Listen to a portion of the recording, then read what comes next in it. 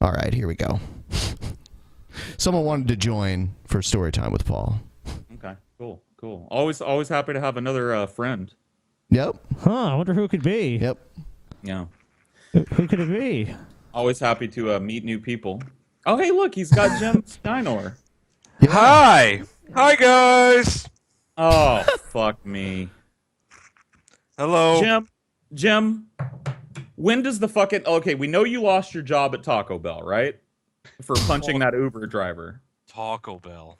Yeah, you were a Taco Bell account manager. You punched that Uber driver. They fired you. Where's the fucking money coming from for your appearances? It's coming from... Why does it matter, Paul? Why does it matter? Yeah, why does it matter, Paul? Well, if you're making money like running a child prostitution ring in Indonesia, I think the peasants might want to know that. What is with us and going after Indonesia today? Fuck you, Indonesia! Fuck you! Fucking Indonesia cocksuckers. Yeah, I bet there's probably no one in Indonesia watching this. Or if there are, there's very few. So. Yeah, very, very few. So, we're pretty safe. It's almost like going after the Amish. Like, hey, guys, I think we should kill the Amish. You can talk about that all you want to on the internet. They ain't going to find out. I will say, I disagree with Paul on pretty much everything, but on that note, fuck Indonesia. Fuck you, motherfuckers. Even Jim Ass agrees. Jim's getting on the bandwagon. Hey, Jim, I hope the 10 grand was worth it, buddy. You really contributed tonight. 10 Thanks, grand? Man. That's cheap. Yeah, you that's know cheap. what? I love how you're trying to sound all moral, oh, I don't like to eat animals, I'm moral, but I know you like cow dick and bull puss and...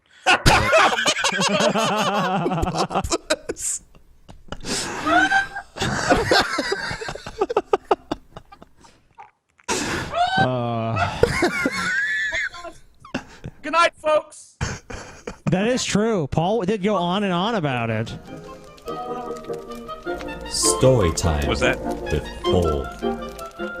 Did I just ruin his story time there? Did I steal the punchline there, Paul? You just dropped the bomb. Oh. Bull.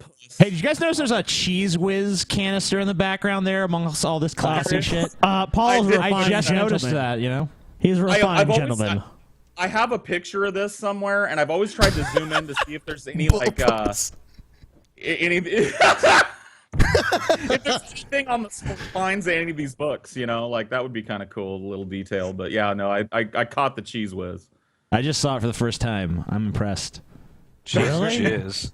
Yeah, it's very subtle. Fuck you. It's filled with jizz.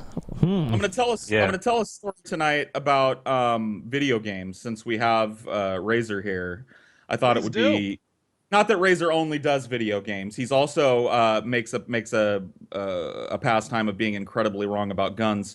Yeah, you go ahead and tell that story, Paul. You go ahead. Tell us. Jim, have you been drinking again? Has he ever stopped? I don't. That's like asking the Pope if he's been fiddling little kids today. Like, of course, come Jim's on, Paul. It's a low blow, Paul. Low blow. Jim can't fucking get out of bed blow. without a fucking big slug of Johnny Walker Black Label. At least he has good taste. Hey. So, shut the fuck up, Jim. So shut up. You might learn something. I used to play a video game called Ultima Online, and it was back in the 90s, and it was one of the first commercially successful MMORPGs, if that makes any sense to people. Oh, you're such a fucking dick mother, Paul, you motherfucker. Can we kick this fucking faggot out of the room? Goodbye, Jim. Oh, shit. Let's give him another chance. One more chance. Come on, Jim. Simmer down, Jim. All right, okay, fine. I'm sorry. You know what, Jim? I'll listen. Jim, look, as much as I dislike you, I trust you. You're not going to interrupt me again, are you? Of course not. Why would I ever You're gonna be a good little dinosaur, aren't you? I am not the dinosaur. That's my dinosaur. That's a good little dinosaur. Now sit and shut the fuck up. Hey, go suck on a bull's puss. It's an oldie but a goldie, folks. It's even better the second time. Oh man, it's like fourth. regurgitating butterscotch ice cream. It's slightly pleasant, but overall just a bad experience the second time around. Look, Fireball Z. Oh fuck! All right, goodbye. Bye, Jim. Jim Ass, you're gone. You're gone, Jim. You're garbage, Jim. Oh man, I love Jim. You fucking drunk. We still love you, Jim. I love you, Jim. I love you, Jim. Look, I used to play Ultima Online, and I know it's like World of Warcraft, right? But it was very, very early World of Warcraft. It had an isometric top-down perspective. It wasn't very, very pretty to look at, but it was a really cool game because it allowed people to do whatever the fuck they wanted to do. Now, I know that Ben, you play a little bit of the Old Republic, Star Wars: The Old Republic, so you're aware of like. And I've seen you play I've seen you played a little bit of the Star Trek MMO as well, right? Yeah. So you kind of know how it works in MMOs, where like nowadays, when you die in an MMO, you don't lose anything really, except for time. Right, you just kind of appear back at a fucking gravestone, and you got to run back and keep going and doing what you were doing. In Ultima Online, if you died, you lost everything, all your shit. Yeah. Anything you were wearing was fucking gone. Right, so it added this whole level of and on top of that, outside of towns, which was made up a very, very small proportion of this giant world map in Ultima, you could kill people. You could attack any. Also, it's PvP too. Wasn't Diablo 2 like that too? And also, like, if you died, the hardest modes of Diablo 2, if you died, someone could like run up and take your shit while you were dead too, right? Diablo 1 was like that. Okay. The first Diablo had this toggleable. I don't know what the fuck they were thinking. I mean, I loved them for it because I had so much fun playing it.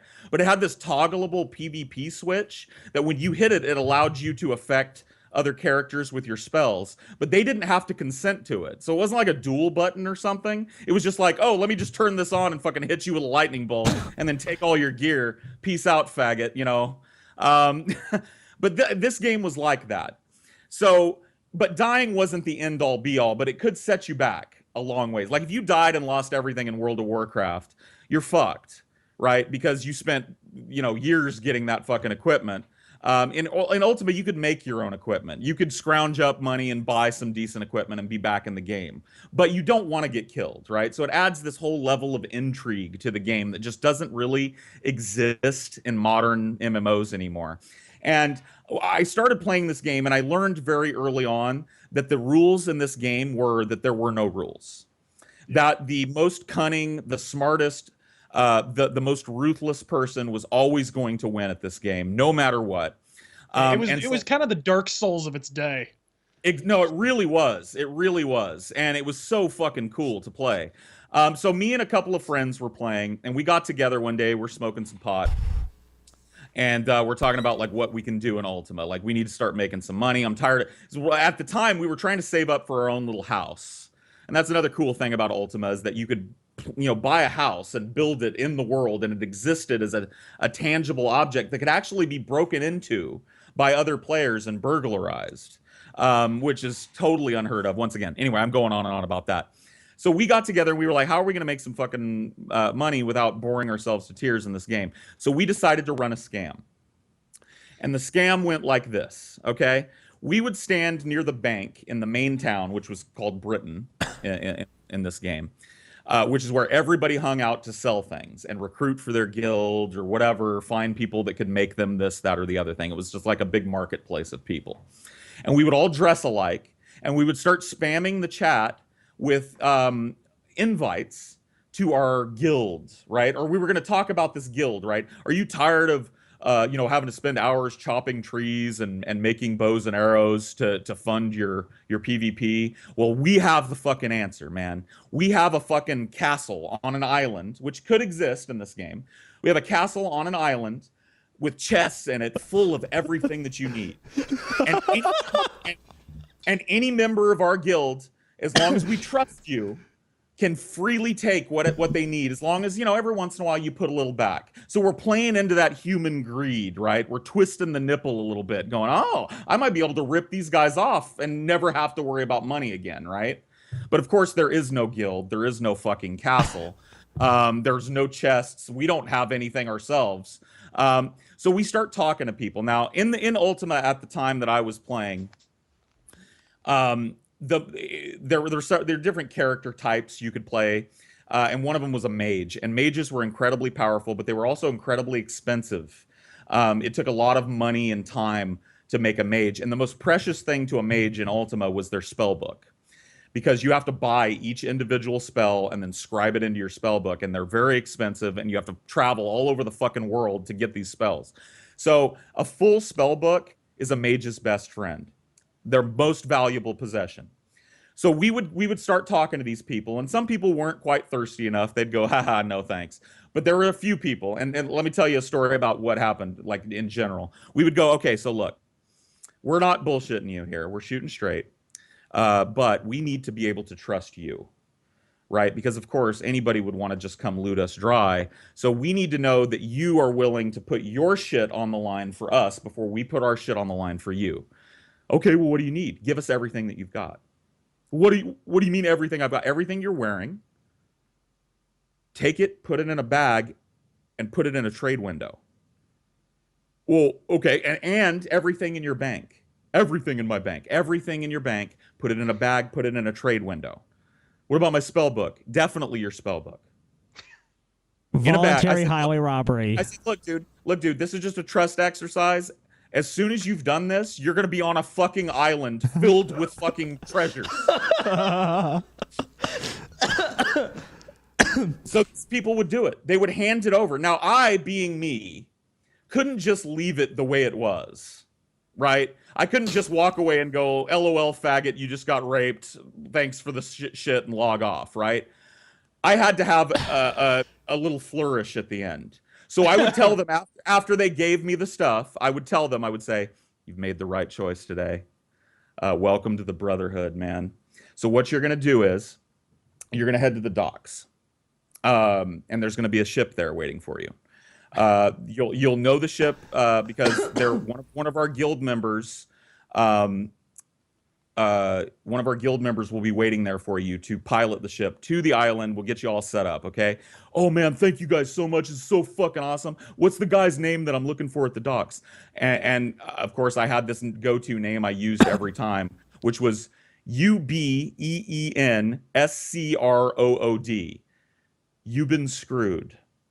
And I would tell him, you're going to meet a guy named You've Been Screwed at the docks. And he's going to take you to the magical palace.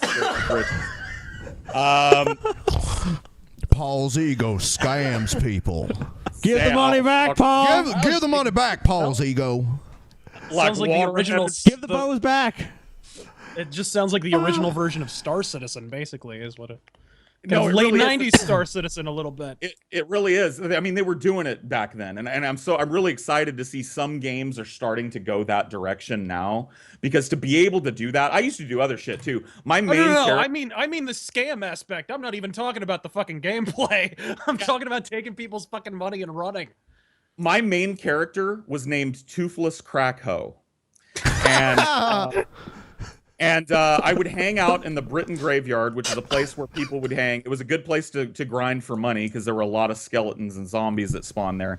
But it was also a hangout for rogues and thieves of the night and whores like me. And I would hide, because in this game you could hide, you could pick pockets. So I would hide and pick people's pockets while they were fighting skeletons. And then if they attacked me, because if you attack somebody first, then never mind. I'm not going to explain the whole situation. But let's just say that if I steal from them successfully and they attack me, I can now kill them without any repercussions. So I'm wearing nothing, and they think, oh, this fucking idiot newbie thief guy just stole something from me. I'm just going to whack him a couple times with my sword, and then I light him up because I'm a master mage, right? So, and then I take everything that he owns for my own. The extent of my Ultima Online experience was venturing five entire feet outside of town and being just raped in every hole by everyone. And that's, I think, the reason why we see MMOs the way they are today. And I'll wrap it up there, because people didn't like that. People didn't like that feeling of not being safe. They wanted to be cuddled. They wanted a little hug box where they didn't lose their stuff if a mean old ganker came along. And I'm really excited to see some games starting to cut away from that mold a little bit, because if a game comes out that can approximate Ultima Online, I'll be playing it. Absolutely. And that's Storytime with Paul.